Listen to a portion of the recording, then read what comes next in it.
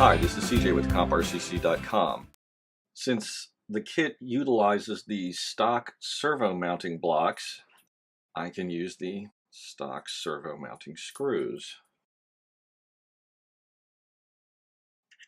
Really need to get a new one of these. This is a very handy item, a ratcheting screwdriver handle. It came with a combo screwdriver pack with a whole bunch of different drives, but the little ball bearing that keeps the driver in place fell out at some point. Trick here is going to be getting the screws back in here.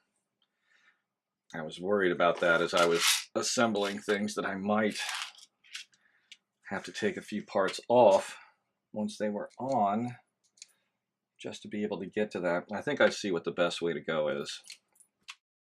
If I disconnect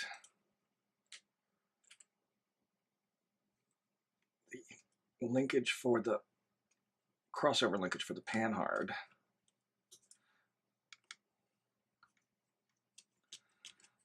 I should be able to come down in front of the axle with a screwdriver.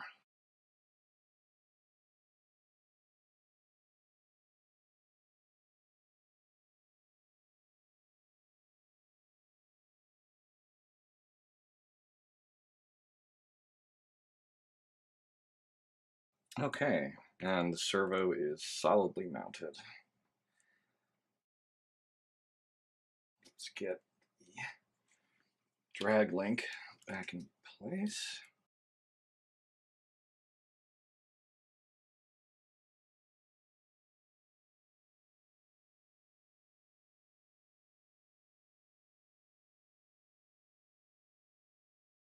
Okay, I don't think I'm going to need a spacer over this arm.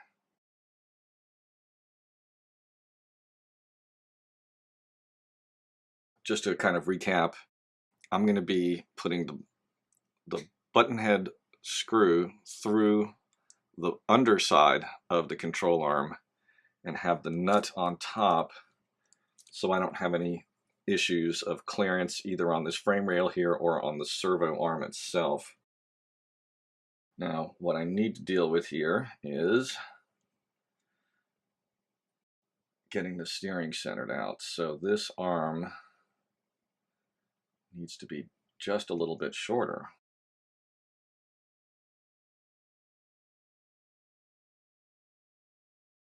Back of a notepad always works as a cutting board in a pinch. I'm going to start this just a little bit at a time. I would rather take it off in incremental slices than take too much off.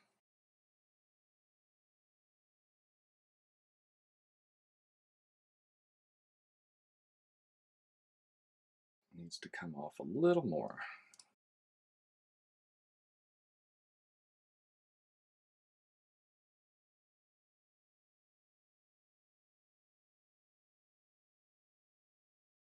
Okay, center of the servo. Looks like we are right about there. It's still not 100% right. I'm going to go ahead and trim a little bit off of here.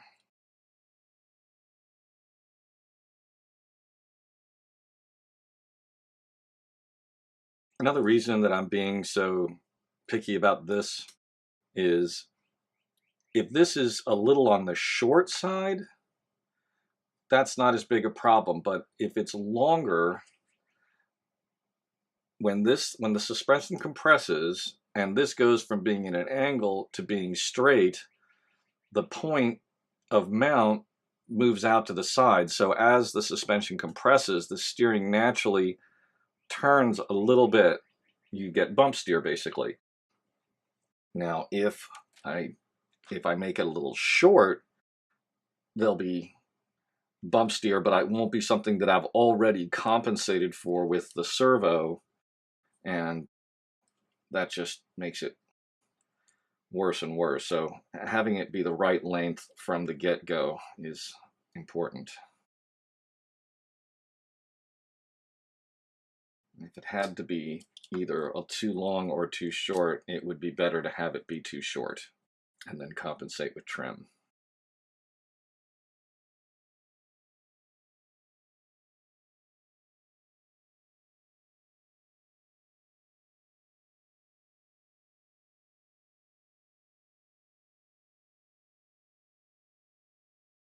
Okay, perfect.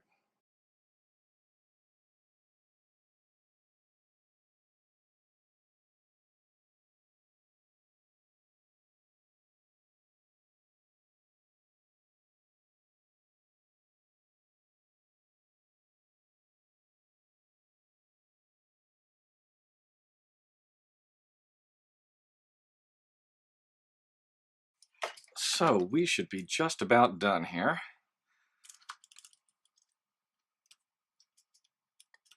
Got very nice, very easy articulation. No issues like when I had the servo on top here and it was catching on the frame rails.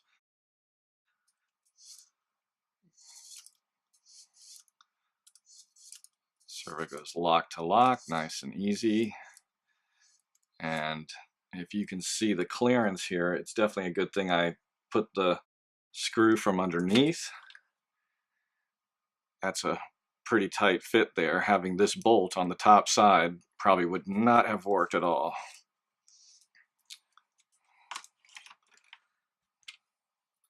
So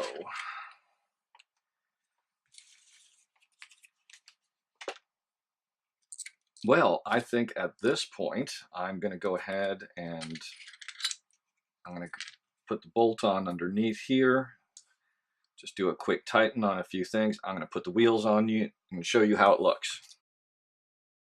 Okay, it's all together. And the front suspension is super smooth. Articulation is really good. The whole front end is stronger. This aluminum piece here is phenomenal. And the servo is very solidly mounted. It's not going anywhere. The only thing that I might consider doing as a modification, if you see the bottom out point is when the crossbar for the Panhard touches down on top of the pumpkin. Okay, now the only thing that could be done to help minimize that contact would be to bend this bar probably right about there, and at least I would say between 5 and 15 degrees of bend, so that as this comes up, this part of the bar is kind of moving away a little bit. So that would help give it a little more clearance, because it's not enough to hit the bump stops. Not sure how that relates to the body, because obviously I don't have the body on. So I'm not going to do anything with it, but as you can see, it's very easy to articulate and move the front suspension by comparison. You know, the rear is right there. The 4-link is fantastic. This kit definitely gets the CompRCC seal of approval. They give you more than enough parts. I've got extras of those. There's a couple more. I've got lots of extra hardware. So they pretty much give you enough to cover any contingency of how you might set this up and have stuff left over. And I like that it gets the servo up and out of the way. There's less chance of getting water into it or having any other problems. Obviously, the battery is not going to be mounted up front. The only thing you could possibly do would be to put it on its side, and why would you? All that does is continue to raise the center of gravity. So for the time being, until I'm able to pick up a set of saddle packs and give that option a try, I'm going to build the car with the battery pack in the rear. But you know, again, this let me just pull this up so you can see up close. That's just beautiful. You know, that it looks so much more realistic. The axle is nice and clean. After I cut those pieces off and sanded it, that really helped too. And again, you know, the articulation is really nice. This thing is going to crawl really well. That's a barking dog. Shredder. Shh. I haven't found any downside to setting up this link the way that I did. I'm glad I used my own bar. I like having the black. It just kind of makes this disappear, so you really don't see it. Definitely use a spacer on this side. I think that definitely helps have that little bit of clearance on the rod, or even if you do it over here, get yourself at least a 0.5 millimeter to 1 millimeter spacer, however you decide to do it. But anyway, not going to second guess myself right now. I'll tinker with things later. It is together. It works. I'm very, very happy with it. Outstanding job on design. RC four-wheel drive makes very good products. Without a doubt, this has to be the best Panhard kit on the market. The fact that they anodized black all of these brackets, that really makes it look good. It blends into the frame. The fact that they set these little conical shaped holes so that the standard radio box can bolt right down in its original position. And this box is going to be a whole lot stronger, so if you've got a big speed controller, two-sided tape to the side of this, this is a really nice piece. The only thing that I'm going to have to modify, aside from the fact that I trimmed the posts off of the rear axle, I did check on the bumper, and this is less of a problem for many of you if you're using standard bumpers that are plastic. These are aluminum, and I am going to need to trim this one.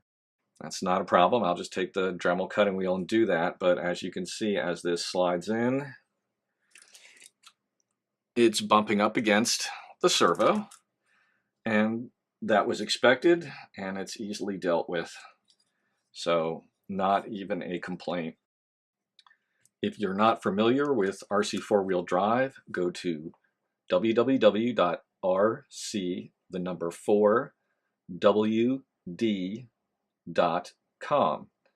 They have a lot of products that they sell from other manufacturers, but they have a bunch of products that are their own signature products. They have a couple of vehicles, and they have a lot of very nice, well-engineered items like this, a lot of scale accessories.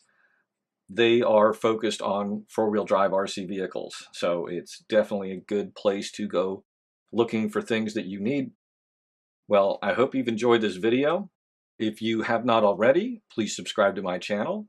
Please click like, and come on back and see the next video on the Axial Dingo.